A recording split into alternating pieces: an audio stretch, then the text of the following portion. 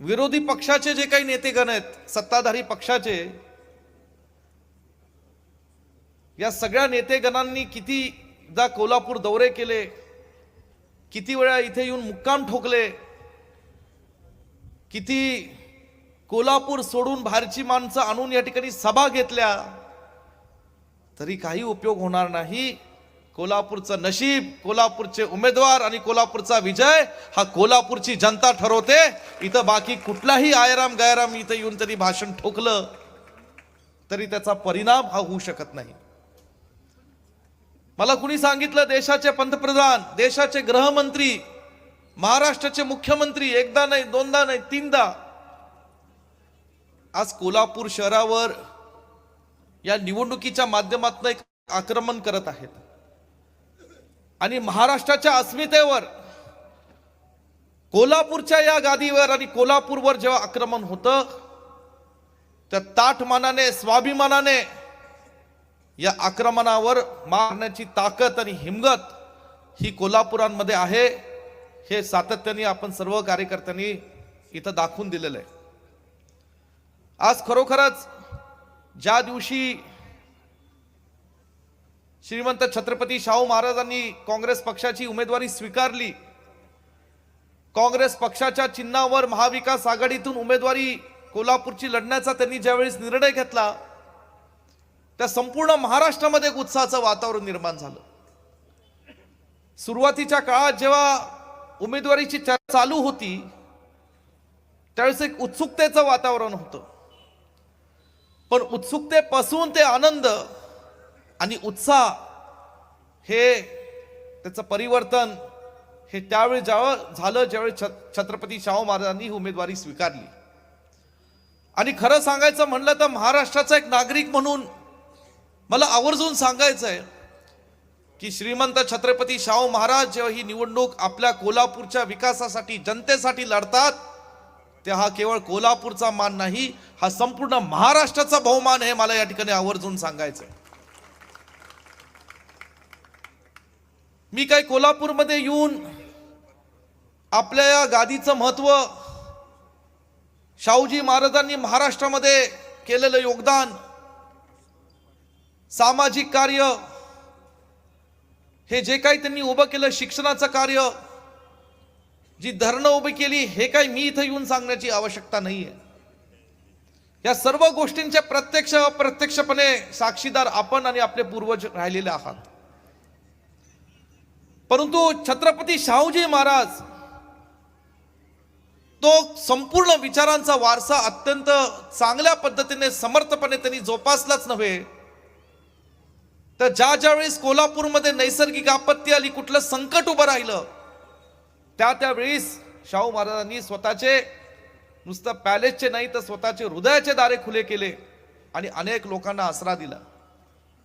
मला आठवतं ज्या कोल्हापूरमध्ये पूर आलेला होता, माझ्याही मतदारसंघात कृष्णा नदीचा पूर आलेला होता, अनेक लोक त्या पुरामुळे बेघर झालेली होती आणि त्या परिस्थितीत, त्या अत्यंत दुःखद अडचणीच्या काळामध्ये आपल्या पॅलेसचे दरवाजे खुले करून जवळजवळ 1500 लोकांना या ठिकाणी आधार देण्याचं, त्यांना आश्रय देण्याचं काम या महाराष्ट्राच्या आणि हिंदुस्थानाच्या नकाशात कुणी केलं असेल तर आदरणीय छत्रपती श्रीमंत शाहू महाराजांनी केलं। याचा मनापासून अभिमान आम्हा सगळ्यांना वाटतो। तेवढंच नव्हे, सातत्याने शैक्षणिक क्षेत्रात असेल, क्रीडा क्षेत्रात असेल, गोरगरीब लोकांना जे बेघर होती त्यांना आधार देण्याचं, जमीन देण्याचं काम असेल, हे सगळं कार्य आदरणीय श्रीमंत छत्रपती शाहू महाराजांनी त्यांच्या गेल्या काही वर्षांच्या जीवनामध्ये केलेलं आहे।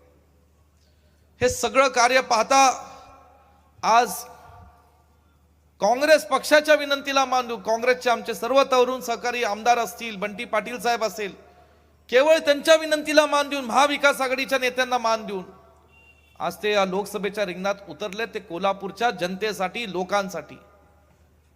आणि म्हणून आपल्या सर्वांना तळमळीची माझी विनंती आहे, मी जास्त बोलणार नाही कारण बंटी पाटील साहेब आणि शाहू महाराज बोलणार आहेत, की देशामध्ये जे आत्ताचं वातावरण आहे, जी भाजपची सत्ता सन 2014 पासून ते आतापर्यंत जे सत्तेवर बसलेली आहेत, ज्यांनी 2014 ला लोकांना खोटी स्वप्न दाखवली, आमिष दाखवली, ह्या सगळ्या खोटे स्वप्न दाखवून चुकून सत्तेवर आली आणि तदनंतर आजपर्यंत जे सत्तेचा त्यांनी दुरुपयोग केला, महागाई वाढवली, तरुणांची बेरोजगारी वाढवली, हे तर नेहमीच आपण ऐकतो. पण शेतकऱ्यांची अवहेलना केली. हरियाणातले शेतकरी असतील, पंजाबचे शेतकरी असतील, स्त्रियांची अवहेलना केली. काल परवाच कर्नाटकातला एक त्यांचा लोकसभेचा उमेदवार ज्यांनी किती महिलांची, आमच्या भगिनींची, मातांची अवहेलना केली, ते मोदी साहेबांबरोबर स्टेजवर जातात, ही किती मोठी शर्मेची बाब आहे. अशी अनेक उदाहरणं देता येतील, परंतु ही सगळी उदाहरणं आपण सर्व डोळ्यांनी वृत्तवाहिन्यांवर पाहिलेले आहेत, वाचली आहेत, सोशल मीडियावर पाहिलेले आहेत. आणि म्हणून आज या सगळ्या गोष्टींची आठवण आपण ठेवली पाहिजे की देशातल्या सर्वसामान्य लोकांना, जनतेला जो त्रास गेल्या 10 वर्षात झालेला आहे, जे अपेक्षा भंग त्यांच्या झालेल्या आहेत, आज त्याला कुठेतरी चोख उत्तर देण्याची वेळ या लोकशाहीच्या, लोकसभेच्या निवडणुकीच्या प्रक्रियेच्या माध्यमातून आज आलेली आहे.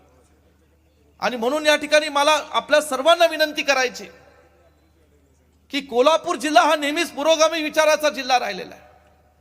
छत्रपती शिवाजी महाराज, फुले शाहू आंबेडकर, अहिल्याबाई होळकरांच्या विचाराला मानणारा या ठिकाणी कोल्हापूर जिल्हा राहिलेला आहे. आज तोच विचारांचा आधार घेऊन, त्याच विचारांची जोपासना करण्याकरता आज छत्रपती शाहू महाराज या देशाच्या नव्या लोकसभेमध्ये, या देशाच्या लोकशाहीच्या प्रक्रियेच्या माध्यमातून आज लोकसभेमध्ये कोल्हापूरच्या जनतेचा आज संरक्षण करण्याकरता, संविधानाच्या माध्यमातून संरक्षण करण्याकरता, आणखी विकास करण्याकरता इथे या निवडणुकीत उभे आहेत. या सगळ्या गोष्टींमध्ये मी पाहतो की गेल्या काही दिवसांपासून ही नेते मंडळी येतात, कुणी काही बोलतं, भाषणात कोणतरी बोलतं. परवा एक व्हिडिओ क्लिप मी पाहिली, बंटी साहेब, बरं झालं ती त्यांच्या विरोधी पक्षाच्या व्यासपीठावर होती. कुणीतरी विचारलं मोदी पाहिजे का राहुल गांधी पाहिजे, जनतेने सांगितलं राहुल गांधी पाहिजे. कोल्हापूरची जनता ही कुठेही स्टेज कुणाचं का असना बोलायला घाबरत नाही. जे आहे ते स्पष्ट मन मोकळेपणून त्यांनी दाखवलं. हे संपूर्ण दिल्लीपर्यंत पोहोचलंय बंटी साहेब. आणि म्हणून मला या ठिकाणी म्हणायचंय की कोल्हापूरचा सर्वसामान्य माणूस जर धाडसानी विरोधी पक्षाच्या सभेमध्ये म्हणत असेल की मला राहुल गांधी पंतप्रधान हवा, तर कोल्हापूरच्या संपूर्ण जनतेने ठरवलं पाहिजे मला छत्रपती शाहू महाराज या ठिकाणी कोल्हापूरच्या वतीने लोकसभेत हवे. हे या ठिकाणी दाखवण्याची वेळ आलेली आहे. मला खात्री आहे की आज बंटी साहेब या ठिकाणी स्टेजवर आहेत, मालोजी राजे आहेत, ऋतुराज पाटील आहेत, आमच्या जाधव वहिनी आहेत, स्वर्गीय जाधव, चंद्रकांत जाधव साहेबांची मला फार आठवण येते. परंतु बंटी साहेबांच्या नेतृत्वाखाली आज ही निवडणूक लढतीये. दिवस रात्र ते प्रयत्न करतायत, कुठली कसर सोडली नाही.